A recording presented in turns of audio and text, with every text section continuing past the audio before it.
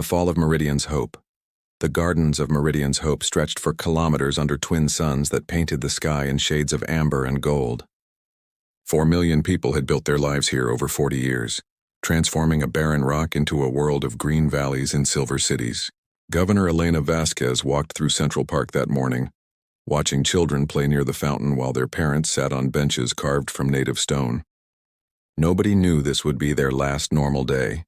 The colony occupied the fourth planet in the Taurus 47 system, a world humans had discovered and settled without incident. Surveys showed no prior claims, no ancient ruins, no signs that anyone had ever called this place home. The United Earth Colonial Authority had approved settlement 3 decades ago. Families came from every nation on Earth and Mars. They built universities and hospitals, farms and factories, creating a society that blended the best of human culture into something new. Elena had served as governor for 8 years. She was 52 years old, a former engineer who had helped design the colony's geothermal power systems before entering politics. Her wife Rebecca taught music at the colony's arts academy. Their son Daniel was studying agriculture at the university, working on hybrid crops that could feed the next generation of colonies. Life was good. Life was peaceful. The Caldrith ships appeared without warning on a Thursday afternoon. 12 massive vessels dropped out of faster-than-light travel at the edge of the system, their hulls dark as midnight and twice the size of Earth's largest cruisers. The colony's long-range sensors picked them up immediately. Elena was in a budget meeting when her assistant burst through the door, face pale with fear. The communication came 30 minutes later. A being appeared on every screen across the colony. It stood 3 meters tall with 4 arms and skin that shimmered like oil on water. Its eyes were pure black without iris or pupil. When it spoke, translation software converted its language into cold, precise English. Humans of this world, you occupy sacred territory of the Caldrith Empire. Our ancestors marked this system 12,000 years ago. Your presence is desecration. You have 6 hours to evacuate. Every living human must leave. Every structure must remain intact for purification. Failure to comply will result in total elimination. Elena stared at the screen in disbelief. 6 hours, 4 million people. The colony had 17 civilian transport ships capable of carrying maybe 20,000 people total. The rest would need to wait for evacuation vessels from Earth, and those were weeks away at minimum. This was impossible. She tried to respond to open negotiations to explain the situation. The Caldrith commander, who identified itself only as Overlord Thask, listened to her pleas with what seemed like infinite patience. Then it repeated the same message. 6 hours, total evacuation, no exceptions. Elena contacted Earth immediately. The transmission would take 3 hours to reach home. Another 3 for the response to return. 6 hours total, exactly the deadline the Caldrith had given. She suspected that was not a coincidence. She sent the message anyway, including all data on the Caldrith ships and their demands. Then she turned to the impossible task of trying to save as many people as possible. The colony's emergency systems activated. Alarms sounded across every settlement. Instructions flashed on public screens. Get to the transport stations. Priority to children, elderly, and pregnant women. Bring nothing, just run. Elena coordinated from the command center, while Rebecca helped organize the crowds at the nearest transport hub. Daniel volunteered to stay behind with the emergency response teams. Chaos erupted across Meridian's Hope. 4 million people could not move in an orderly fashion, not with only hours to live. The transport ships filled within minutes. Families were separated. Children screamed for parents. Parents screamed for children. The lottery system that was supposed to determine who escaped first broke down immediately as desperation overtook order. 3 hours passed. Elena had managed to evacuate 43,000 people. The transport ships jumped to faster-than-light speed, carrying refugees to the nearest human station 4 light-years away. They would return, but the round trip would take at least 10 hours. Too long. Far too long. She tried again to reach Overlord Thask. She begged for more time. Just 3 more days to bring in evacuation ships. Just enough time to save the children, at least. The Caldrith commander appeared on her screen and spoke words that Elena would remember until her dying day. Your species is young and arrogant. You spread across the galaxy like disease, claiming what is not yours. The Caldrith Empire has maintained order for 50,000 years. We do not negotiate with squatters. Your time has expired. The bombardment began exactly 6 hours after the initial warning. Energy beams lanced down from orbit, each one carrying enough power to vaporize a city block. The Caldrith targeted methodically and precisely. They hit the spaceport first, destroying the remaining transport ships and eliminating any hope of further evacuation. Then they moved to the power plants, the water treatment facilities, the communication towers. Elena watched from the command center as her world died. The northern settlements vanished in flowers of superheated plasma. The agricultural zones burned. Decades of careful cultivation turned to ash in seconds. The university where her son studied disappeared. The arts academy where her wife taught evaporated. She tried to contact them both. No response. The communication networks were gone. The command center staff worked frantically to direct survivors to the underground emergency shelters scattered across the colony. These bunkers had been built to protect against asteroid impacts or solar flares, not military bombardment. They were deep and well-shielded, designed to keep people alive for weeks or even months. It was the only chance anyone had.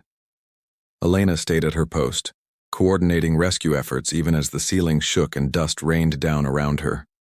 She directed emergency teams to collapsed buildings where people were trapped. She rerouted power to shelters losing life support. She recorded everything, making sure that if she died, someone would know what happened here. The bombardment lasted 12 hours. The Caldrith were thorough and patient. They did not simply destroy the colony. They systematically eliminated every structure, every road, every sign that humans had ever existed here. The twin suns set and rose again over a world transformed into a blackened wasteland. 4 million people had lived here yesterday. Today, most of them were dead. Elena made it to Shelter Complex 7 in the final hours before the command center collapsed. She found 2,000 people crammed into spaces designed for 800. The air was thick and hot. Children cried. Adults sat in shocked silence. Medical teams worked on the injured with supplies that were already running low. She found Rebecca there, covered in dust and blood that was not her own. They held each other and cried. Daniel never made it. He had been at the university when it was hit. Gone in an instant along with 15,000 other students and staff. Elena felt something break inside her, but she could not afford to fall apart. These people needed leadership. They needed hope, even if it was a lie. The shelters were designed to be self-sufficient for 90 days. They had food, water recycling, air scrubbers, medical supplies, and geothermal power that could run indefinitely. But the bombardment had damaged many of the systems. Shelter Complex 7 had suffered a partial collapse in the western section. 30 people died instantly. The life support was running at 70% capacity. Elena did the math. They had maybe 40 days before the air became toxic. Other shelters reported similar problems. Some were worse. Shelter Complex 2 had taken a direct hit. Everyone inside died instantly, crushed under thousands of tons of rubble. Shelter Complex 11 lost its water recycling system. People would die of thirst long before they ran out of air. Across the ruined colony, 89,000 survivors huddled in the darkness and waited. Elena organized what government she could from underground. She established communication between the functioning shelters using hardened fiber optic cables that had survived the bombardment. She coordinated resource sharing and medical teams. She kept people busy because busy people did not have time to despair. And she waited for rescue that might never come. The distress beacon had been broadcasting since the bombardment began. It sent out a simple automated message repeating on all frequencies. Meridian's Hope under attack. 4 million colonists. Requesting immediate assistance. The beacon ran on its own power supply deep underground. It would broadcast for years if necessary. On the 7th day, the beacon received a response. A ship had entered the system. Elena felt hope surge through her chest for the first time since the attack. Then she read the vessel's identification codes and her heart sank. It was not a rescue fleet from Earth. It was a cargo hauler called Horizon's End, a civilian vessel with a crew of 8, returning from a trade run to the outer colonies. Captain Robert Okonkwo was a merchant who had been transporting mining equipment. He had picked up the distress beacon and diverted to investigate. When his ship's sensors showed him what remained of Meridian's Hope, he immediately sent word back to Earth at maximum priority. Then he brought his ship into orbit and contacted the survivors. Elena coordinated with Captain Okonkwo and his crew. The Horizon's End was not equipped for large-scale rescue operations, but they had environmental suits and cutting equipment. They could reach some of the shelters and extract people. Slowly, very slowly. The cargo hold could fit maybe 200 people if they packed in tight. It would take dozens of trips to save everyone, and they needed to move fast before more life support systems failed. Captain Okonkwo and his crew worked without rest. They cut through rubble, rigged temporary life support to failing shelters, and ferried survivors to their ship. They found Shelter Complex 7 on the 9th day. Elena was among the first group extracted. She stood on the hull of the Horizon's End in a borrowed environmental suit and looked down at what had been her home. Nothing remained. The green valleys were black. The silver cities were craters. The twin suns that had painted such beautiful sunsets now illuminated only death. 4 million people, 4 million dreams and hopes and futures, gone, murdered, erased because an ancient empire considered humans inconvenient. Captain Okonkwo had recorded everything. His ship's cameras documented the destruction. He had intercepted and saved all communications between Elena and the Kaldrith, including Overlord Thask's cold refusals and final declaration. He had evidence of every war crime, every act of genocide, and he made sure it would reach Earth. The rescue operation took 19 days. Captain Okonkwo and his crew saved 89,000 people. They made trip after trip, pushing their ship and themselves beyond all safe limits. When they finally jumped to faster-than-light speed with the last group of survivors, the Horizon's End was damaged and barely functional. But everyone who could be saved was saved. The journey to Earth took 11 days. Elena spent that time helping organize the survivors and preparing testimony. She wrote reports documenting everything that had happened. She gathered statements from other witnesses. She compiled lists of the dead. 4 million names. She made sure every single person would be remembered. Rebecca sat with her and helped. They mourned their son together in the quiet moments between tasks. They held each other when the grief became too much, and they made a promise. Daniel's death would mean something. Meridian's hope would not be forgotten. The Kaldrith Empire would answer for what they had done. The Horizon's End entered Earth orbit on a Monday morning. Captain Okonkwo transmitted his recordings ahead of arrival. By the time the ship docked, every human in the solar system had seen the footage. They had heard Overlord Thask's dismissive words. They had watched Meridian's hope burn. They had counted the dead. Elena stepped onto Earth for the first time in 8 years and found a world transformed by rage. The Iron Response, the footage from Meridian's hope, played on every screen across human space. In the cafes of Paris, workers stopped their morning routines to watch the twin suns set over a burning world. In the mining colonies of the asteroid belt, hardened prospectors wept openly as they saw children running from orbital fire. On Mars, in the great domed cities, millions gathered in public squares and watched in silence as Governor Elena Vasquez begged for mercy that never came. The recordings showed everything. Overlord Thask's cold declaration that humans were squatters and disease. The systematic destruction of hospitals and schools. The precise targeting of evacuation ships. The 12 hours of methodical genocide. 4 million faces in the colonial database now reduced to ash and memory. The galaxy had seen human colonies before. Now it had seen one murdered. The United Earth Assembly convened an emergency session within 6 hours of the Horizon's End's arrival. Representatives from every nation gathered in Geneva. These were people who had spent 2 centuries arguing about borders and resources, about trade rights and colonial charters, about 1,000 petty disputes that seemed so important just days ago. They took one vote on the response to Meridian's hope. The vote was unanimous. Not a single dissenting voice. Not one abstention. Prime Minister Chen Wei of the Pacific Alliance spoke first. The Kaldrith Empire has declared war on humanity by their actions. They have shown us what they think of human life. We will show them what humanity thinks of genocide. His words were calm and measured, but his eyes burned with fury that resonated across every human world. President Maria Santos of the Atlantic Federation stood next. Every shipyard, every factory, every forge in human space will receive mobilization orders within the hour. We are building a fleet, not for exploration, not for defense, for war, for justice, for Meridian's hope.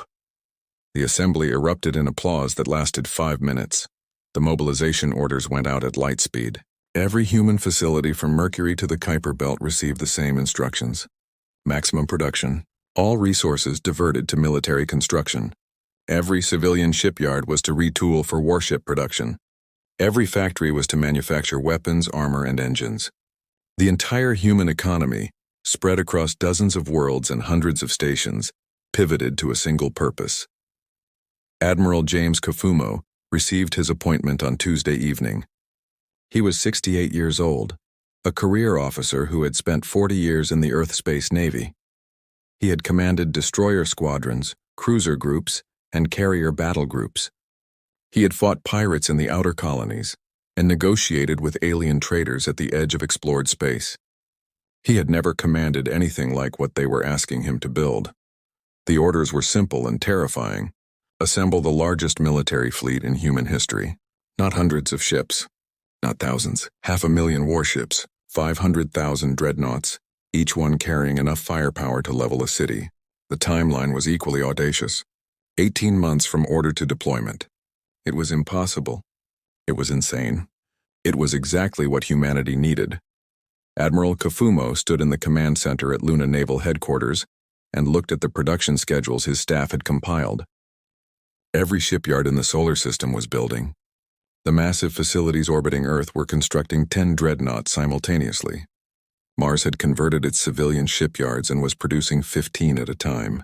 The asteroid belt mining colonies had built new construction frames and were assembling hulls from raw materials they pulled from the rocks around them. But the solar system was just the beginning. Humanity had spread across 42 star systems in the past century. Each one had colonies, stations, and industrial capacity. Each one received the mobilization orders and responded with fury and determination. The colonies that had seemed so distant and disconnected suddenly unified with a clarity of purpose that shocked even themselves. The Centauri colonies, home to 30 million people across 3 worlds, built 70,000 dreadnoughts. Their shipyards worked in 3 shifts around the clock.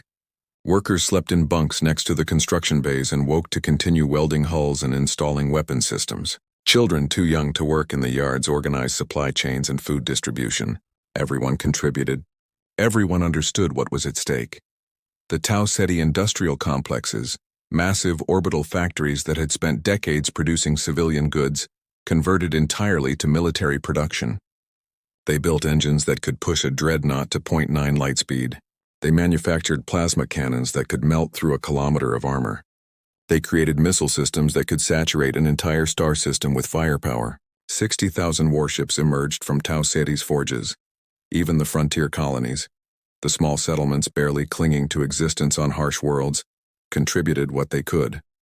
New Calgary, a mining colony of 50,000 people on a frozen moon, built 500 dreadnoughts using materials they dug from beneath the ice. It took them everything they had. They rationed food to starvation levels. They worked in conditions that killed dozens from exhaustion and accidents.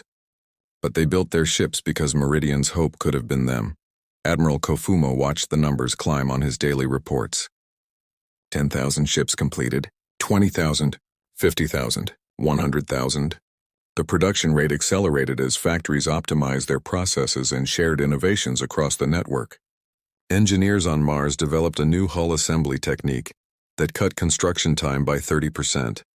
Within a week, every shipyard in human space was using it. The dreadnoughts themselves were marvels of human engineering and rage. Each one measured 800 meters long and carried a crew of 300.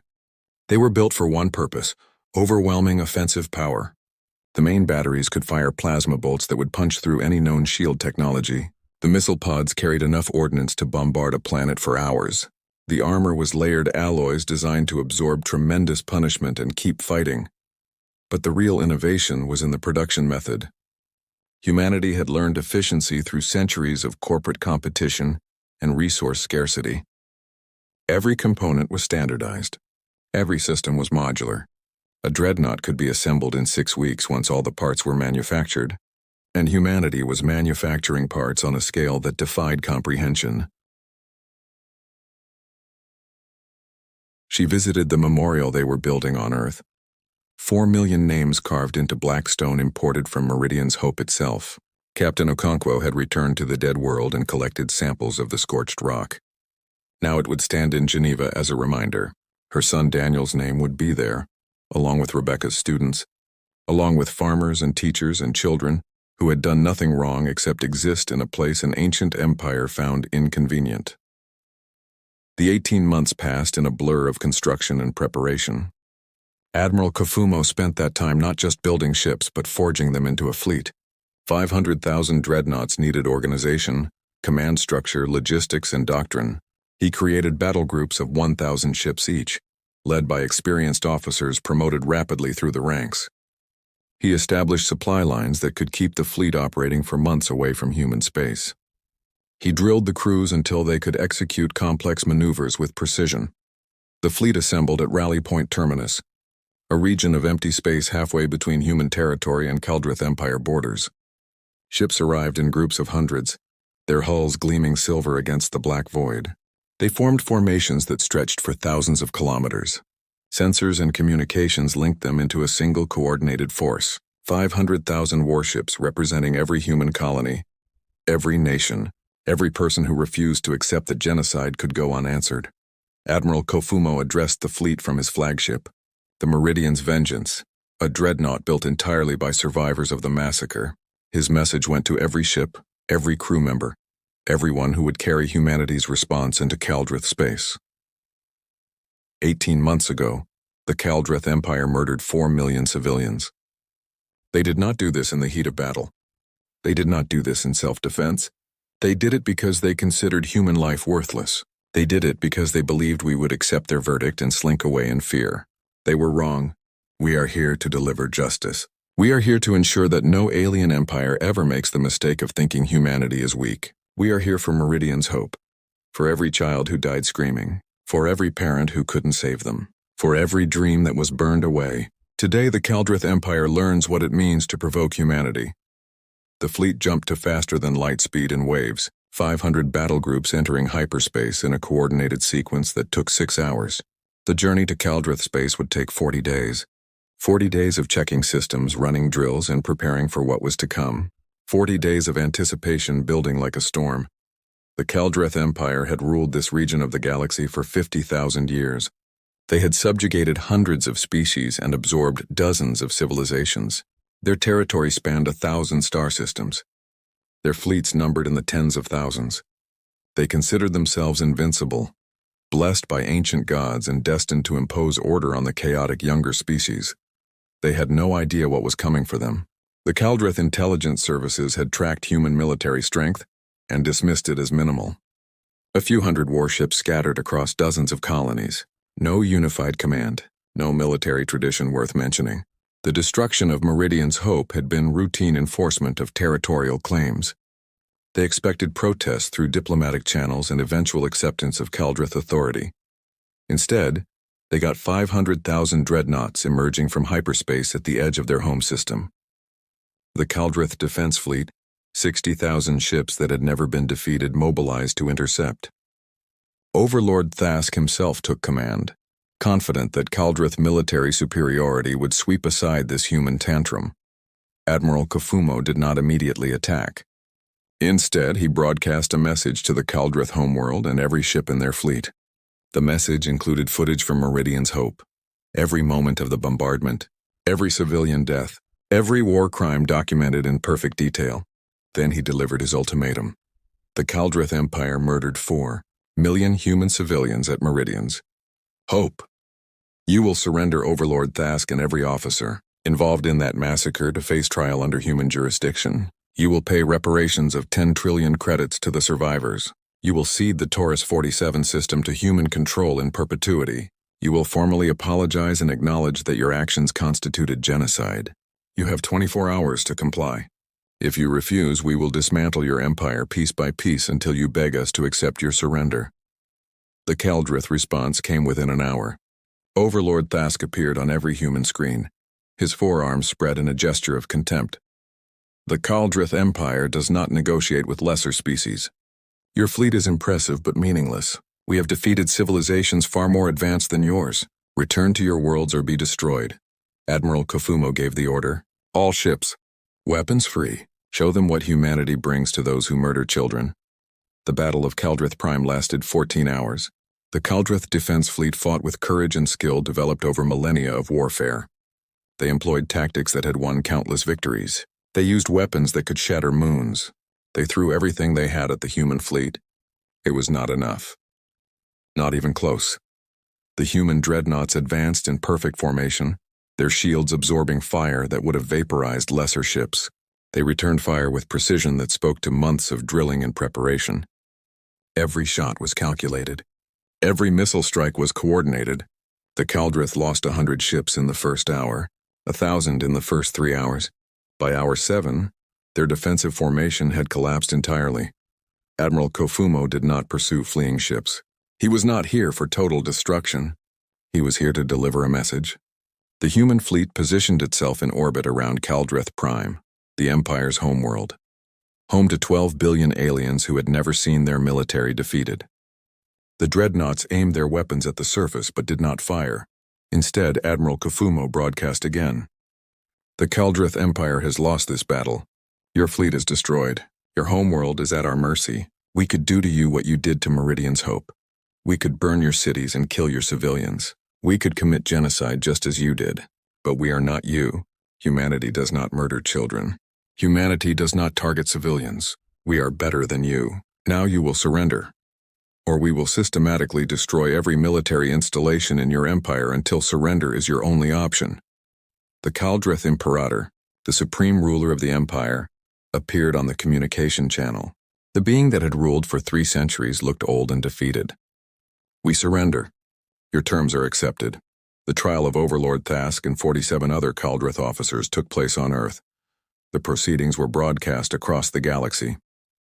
Species that had never heard of humanity watched as the trial meticulously documented every crime, every decision, every moment of the Meridian's Hope massacre. The verdict was unanimous. Guilty of genocide. The sentences were life imprisonment in human facilities, ensuring they would live long, enough to understand what they had done. The reparations funded the rebuilding of Meridian's Hope. Elena Vasquez returned to her world with 89,000 survivors and millions of volunteers from across human space. They built new cities on the ashes of the old. They planted new gardens where fire had burned. They carved 4 million names into stone monuments so that no one would ever forget. Admiral Kofumo returned to Earth a hero, but felt no joy in the victory. He had commanded the largest fleet in human history and won the greatest military victory humanity had ever achieved. But 4 million people were still dead. No amount of justice could bring them back. He stood at the memorial in Geneva and looked at the names. His grandson's name was there. The boy had been studying architecture at Meridian's Hope. He was 19 years old. Now he was ash in memory. The galaxy learned a lesson that day.